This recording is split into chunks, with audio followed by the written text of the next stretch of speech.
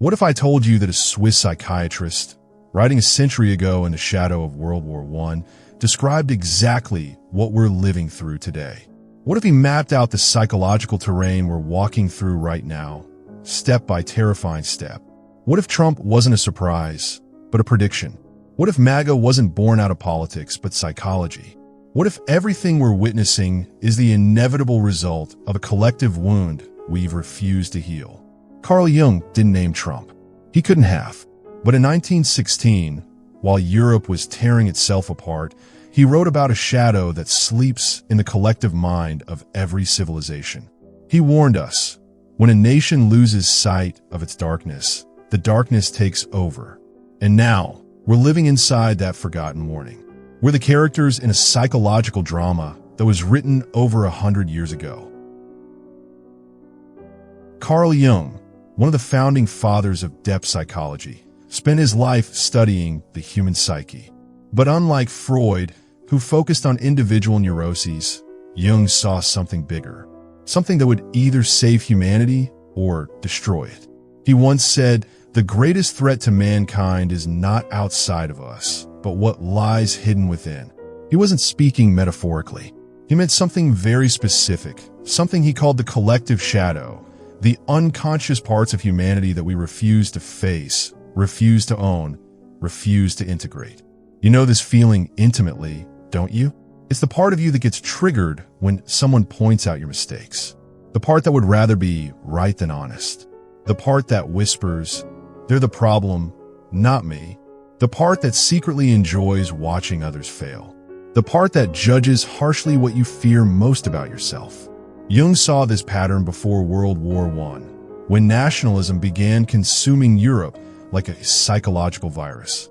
He saw it again before World War II, when entire populations fell under the spell of charismatic leaders who promised simple solutions to complex problems. And if he were alive today, watching Fox News and CNN, scrolling through Twitter feeds filled with rage, witnessing the cult-like devotion to political figures, he might say he's seeing it again, not in the form of tanks or trenches this time, but in crowds chanting "Make America Great Again," in voices that no longer care about truth, but only about being right, in leaders who no longer lead with wisdom, but mirror the darkest impulses of those who follow them. The question isn't whether you agree with Trump or not. The question isn't whether you're Republican or Democrat. The question is, can you see the psychological pattern Jung was warning us about?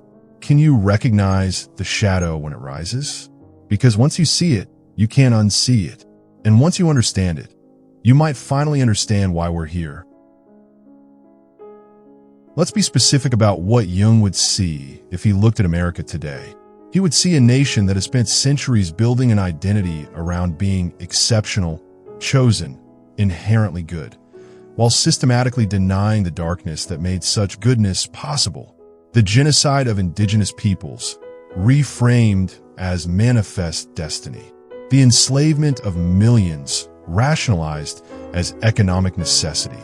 The exploitation of immigrants, justified as opportunity. The colonization of other nations, branded as liberation. The environmental destruction, celebrated as progress. These aren't just historical footnotes. They're active shadows, living wounds that continue to shape American consciousness because they've never been properly faced, grieved, or integrated. Instead, we created what Jung would call a persona, a false identity that America presents to the world and to itself. Land of the free, built on unfree labor. Home of the brave, built on the displacement of the brave. City on a hill, built on the graves of those who were here first. Jung understood that when an identity is built on denial, it becomes pathologically fragile. It can't tolerate questioning, criticism, or complexity because any crack in the facade threatens the entire structure. This is exactly what we see in contemporary American politics. A nation so invested in being the greatest country on earth that it can't acknowledge its mistakes without feeling like it's dying. A population so dependent on being right that being wrong feels like annihilation. Watch how Americans react when someone points out the country's flaws. The immediate defensiveness, the deflection to other countries' problems, the accusation that criticism equals hatred. This isn't patriotism. It's psychological fragility masquerading as strength. Jung lived before the internet, but he would immediately recognize social media as the perfect amplification system for shadow projection. Every platform becomes a mirror that shows us not who we are, but who we fear we are, and we attack what we see. Twitter, Facebook, TikTok, they're not just communication tools. They're shadow theaters where people project their unconscious darkness onto strangers and call it activism, where the parts of ourselves we can't face become the enemies we must defeat online. The algorithm doesn't show you truth. It shows you what you're already thinking, what you already fear, what already triggers you. It creates echo chambers that feel like reality, but are actually elaborate systems of mutual shadow projection. And in this hall of mirrors, truth becomes impossible to distinguish from projection, fact from feeling, reality from the story we tell ourselves about reality. Pause here for a moment. Take a breath. What part of your own story are you not willing to look at? What mythology have you created about yourself that can't tolerate examination? Jung described what happens when an entire population becomes possessed by unconscious content. They lose the ability to think critically, to self-reflect, to tolerate ambiguity. They become, in his words, psychologically primitive, operating from the most basic level of fight or flight consciousness. Look around. How many people do you know who can have a calm, nuanced political conversation? How many can acknowledge that their side might be wrong about something? How many can hold complexity without collapsing into simplistic good versus evil narratives? This isn't about intelligence. Some of the most educated people are the most possessed. This is about consciousness, the ability to observe your own psychological processes, to notice when you're being triggered, to step back from automatic reactions. When a population loses this capacity, democracy dies. Not because of external enemies, but because the people can no longer participate in the complex, reflective work that democracy requires.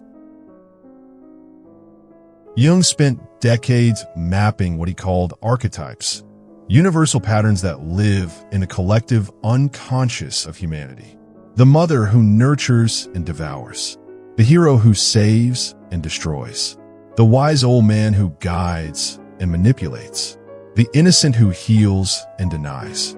And then there's the fool, the trickster, the one who breaks all the rules. The fool has appeared throughout history in every culture, sometimes as the sacred clown who speaks truth to power, sometimes as the court jester who can say what no one else dares say, sometimes as the revolutionary who shatters corrupt systems. But there's a shadow side to the fool, a dark trickster who doesn't break rules to create freedom, but to create chaos, who doesn't speak truth, but uses the appearance of truth-telling to manipulate, who doesn't challenge power, but becomes power by making others believe he's powerless. The fool has always been seductive because he offers something every exhausted psyche craves: the permission to stop growing. In medieval times, the court jester was the only person who could mock the king, insult the nobles, speak truths that would get anyone else executed. But he could also lie, manipulate, and poison minds, all under the guise of entertainment, all protected by the mask of foolishness. The dark fool is dangerous precisely because he appears harmless. He's just joking. He's not a politician. He's telling it like it is. He's the entertainer who becomes a leader not through wisdom, but through permission. The permission he gives others to express what they've been taught to repress. Donald Trump understood something about the American psyche that career politicians missed. He understood that beneath the surface of political correctness, beneath the exhaustion of trying to be good, there was a shadow waiting to be expressed. Say what you want. Offend who you want. Don't worry about political correctness. Grab them by the pussy. There are very fine people on both sides. When the looting starts, the shooting starts. It sounds like honesty. It sounds like freedom. But Jung would recognize it as something else entirely: the language of the unconscious. The voice of the shadow that's tired of conscience, tired of considering others, tired of the hard work of being human. The dark fool gives people permission to be their worst selves and call it authenticity. Permission to express their rage and call it strength. Permission to abandon empathy and call it honesty. MAGA, in Jungian terms, is not just a political movement. It's a collective disintegration, a mass projection. The dark energy that America refused to process for centuries now has a face, a slogan, and a flag. Think about the psychology of the phrase itself. Make America great again. It assumes America was great. It assumes that greatness was lost.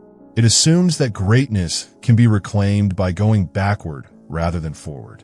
It's the psychology of nostalgia weaponized, the shadow of progress dressed up as patriotism. But great when? Great for whom? Great compared to what? When America was it great for the indigenous peoples whose land was stolen? Was it great for the enslaved Africans whose labor built the economy? Was it great for the women who couldn't vote? Was it great for the workers who died in factories? Was it great for the immigrants who were turned away at Ellis Island? Or was it great for the white men who controlled the narrative? Was it great for those who got to define what greatness meant? When you're possessed by an archetype, when you become the archetype rather than consciously relating to it, you lose the ability to see yourself clearly. You don't express anger, you become anger. You don't feel victimized, you become the victim. You don't have power, you become power itself. And when a collective becomes possessed by the shadow, they lose the ability to reflect. They can only react. They can only blame. They can only project their darkness onto others and fight the projected enemy. This is why facts don't matter to people caught in this possession. This is why reasoning doesn't work. This is why they seem to live in a different reality entirely. Because they do. They live in the reality of the shadow, where every criticism is an attack, every question is a threat, every challenge is a war. They live in a world where they're always the victim and always the hero, always right and always wronged. Jung called this a psychotic break from reality. Not psychotic in the clinical sense, but in the literal sense, a break with the psyche's natural function of self-reflection. What archetype has possessed you? When you're triggered, when you lose your center, what do you become? What do you stop being able to see about yourself? The cruelest irony of our current moment is that the people most possessed by shadow projection are the ones who can't see it. The mirror breaks exactly when you need it most. Trump supporters who call others sheep while following a leader who tells them what to think. People who claim to love freedom while supporting authoritarian tactics. Citizens who say they're patriots while attacking democratic institutions. But this isn't limited to Trump supporters. Jung would see shadow projection everywhere in American politics. Progressive activists who preach tolerance while demonizing anyone who disagrees with them. Liberals who claim to follow science while ignoring any data that challenges their worldview. Democrats who talk about unity while treating half the country as irredeemable. The shadow flips the mirror for everyone. It makes us see our own darkness in other people while remaining blind to it in ourselves. What we call cancel culture is actually a form of shadow ritual. The psychological process of projecting our own darkness onto someone else and then symbolically destroying them to feel pure. Jung would recognize this as scapegoating, one of humanity's oldest psychological patterns. When a community accumulates too much unconscious guilt, shame, and shadow material, they find someone to carry it all and then expel them from the group. The person being canceled becomes the container for everyone's projected darkness. All the shame, guilt, and self-hatred that people can't face in themselves gets poured into the scapegoat, who is then ritually destroyed through public humiliation. But here's what Jung understood. Scapegoating never actually removes the shadow. It just temporarily relocates it. The underlying psychological problems remain unresolved, which is why the cycle keeps repeating with new targets. Social media has created what Jung would call an outrage economy, a system that profits from keeping people in a constant state of psychological activation. The more triggered you are, the more you engage. The more you engage, the more data they collect. The more data they collect, the more precisely they can trigger you. This creates what Jung would recognize as a collective addiction to righteousness. People become dependent on the feeling of being right, being victimized, being morally superior. They seek out information that confirms their beliefs and avoid anything that might challenge them. The addiction to outrage serves the same function as any addiction. It allows people to avoid facing their own psychological pain. Instead of dealing with their own wounds, their own shadows, their own responsibility for their lives, they can stay perpetually focused on what's wrong with other people. Jung believed that psychological health required the ability to hold paradox, to tolerate ambiguity, to live in the tension between opposites. But shadow possession destroys this capacity. Everything becomes black and white. Every issue becomes a battle between good and evil. Every person becomes either an ally or an enemy. The ability to think critically, to see multiple perspectives, to find creative solutions disappears. This is why political discourse has become so toxic. People aren't engaging with ideas anymore. They're defending against threats to their psychological survival. They can't afford to be wrong because their entire identity depends on being right. Watch any political debate. How often do you see someone say, "That's a good point. I hadn't considered that." How often do you see people genuinely curious about other perspectives? How often do you see the kind of intellectual humility that actual problem solving requires? When a population becomes possessed by shadow projection, they lose the ability to trust institutions. Not because the institutions are perfect, they're not, but because possessed people can only see reality through the lens of their projections. Every institution becomes either part of the conspiracy or part of the resistance. Every expert becomes either an ally or an enemy. Every source of information becomes either confirmation or propaganda. This creates what Jung would call a crisis of authority, when people can no longer distinguish between legitimate expertise and manipulative influence. When they can no longer tell the difference between institutions that are flawed but functional and institutions that are actually corrupt. The result is a society where people believe whatever confirms their existing beliefs and reject whatever challenges them, regardless of evidence. A society where truth becomes impossible to establish because everyone is living in their own psychological reality. Jung warned that when collective shadow possession reaches a certain point, shared reality begins to break down. People stop living in the same world. They stop sharing the same basic facts about what's happening around them. This is exactly what we see in America today. Republicans and Democrats don't just disagree about solutions. They disagree about what problems exist. They don't just have different values. They have different versions of reality. Climate change is either an existential threat or a hoax. COVID-19 was either a deadly pandemic or a government conspiracy. The 2020 election was either free and fair or completely fraudulent. These aren't disagreements about interpretation. They're disagreements about basic facts. When this happens, democracy becomes impossible. You can't solve problems together if you can't agree on what the problems are. You can't find common ground if you're not standing on the same ground to begin with. Jung never said the shadow was evil. He said it was essential, because only by facing the shadow, only by integrating what we've been rejecting, do we become whole. This is perhaps the most radical thing Jung taught.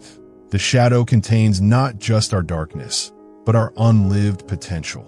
The anger that could become healthy boundaries. The selfishness that could become self-care. The power that could become authentic leadership. The wildness that could become creativity. The shadow, when integrated, doesn't make us darker. It makes us whole.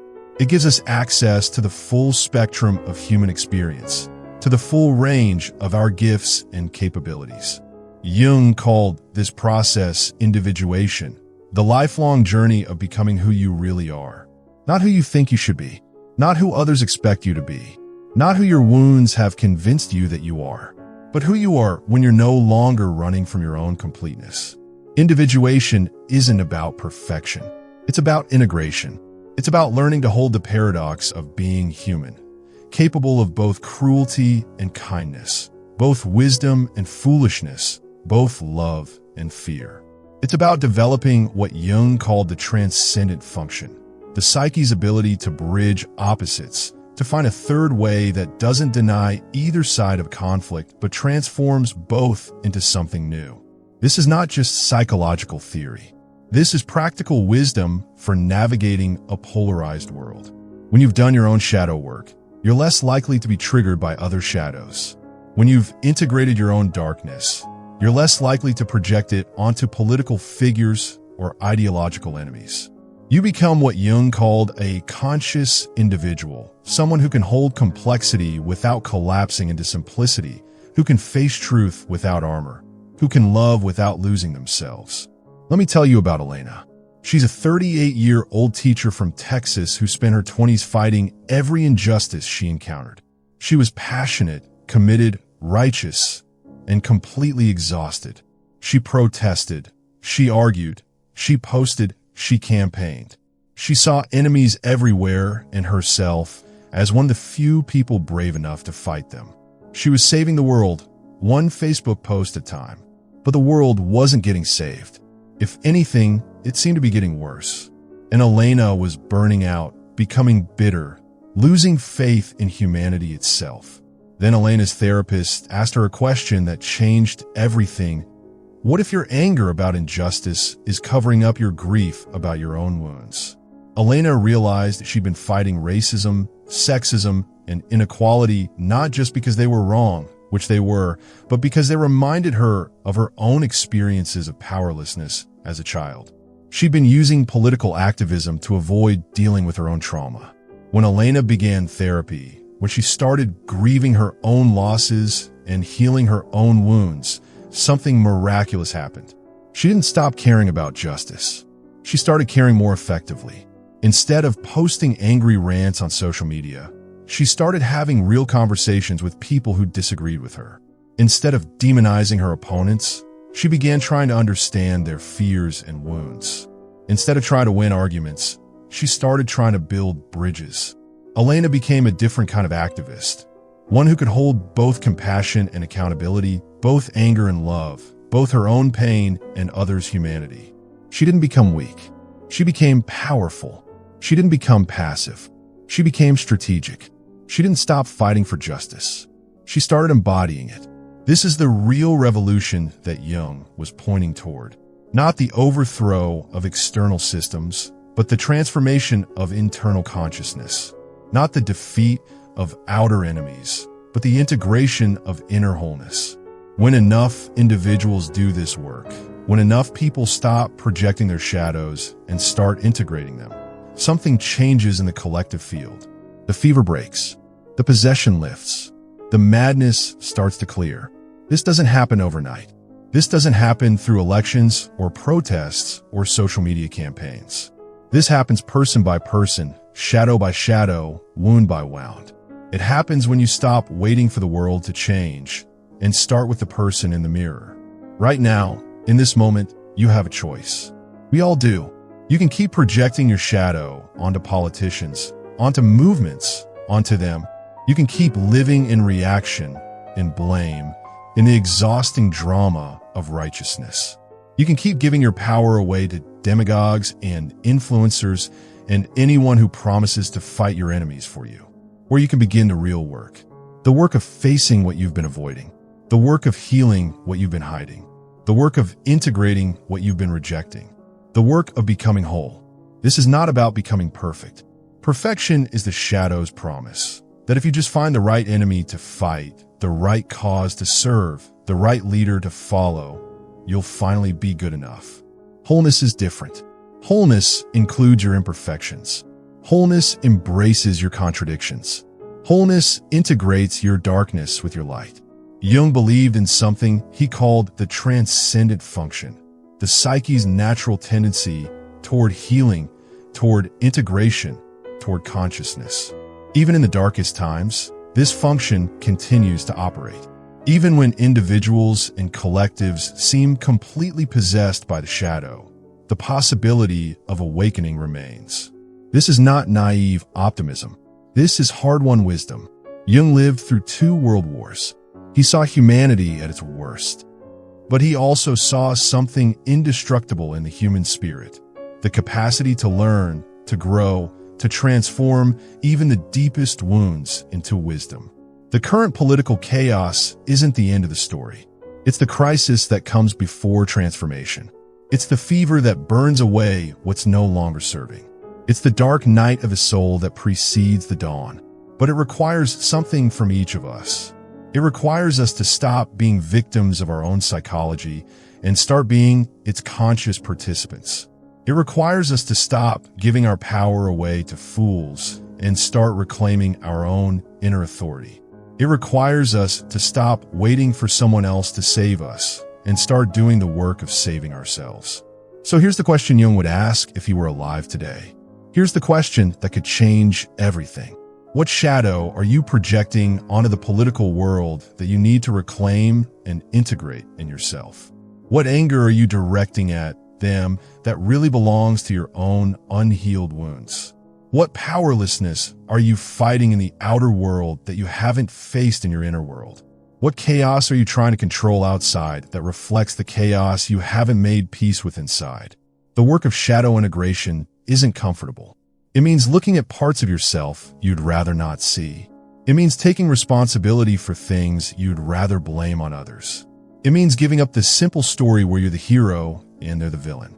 But it's the only work that actually changes anything. Because when you stop projecting your shadow onto the world, you stop feeding the very forces you claim to be fighting. When you heal your own wounds, you stop creating wounded relationships. When you integrate your own shadow, you stop being manipulated by other shadows. When you become whole, you become part of the solution instead of part of the problem. The title of this video asks whether Jung predicted Trump and MAGA. But the real question is, what did he predict about you? He predicted that you have the capacity to become conscious. He predicted that you have the ability to integrate your shadow. He predicted that you can become an individual in the truest sense. Not someone who follows the crowd, but someone who follows their own inner wisdom. He predicted that in times of collective madness, conscious individuals become the hope of the world. Not because they're perfect, but because they've done the work of becoming real. The shadow has had its day. The fool has had his moment. The collective possession has run its course. Now it's time for something else. Now it's time for the conscious ones to step forward. Now it's time for the integrated ones to lead. Now it's time for those who face their own darkness to help others face theirs. This isn't about politics. This is about psychology. This isn't about left versus right. This is about consciousness versus unconsciousness. This is about wholeness versus fragmentation. And it starts with you. It's always started with you.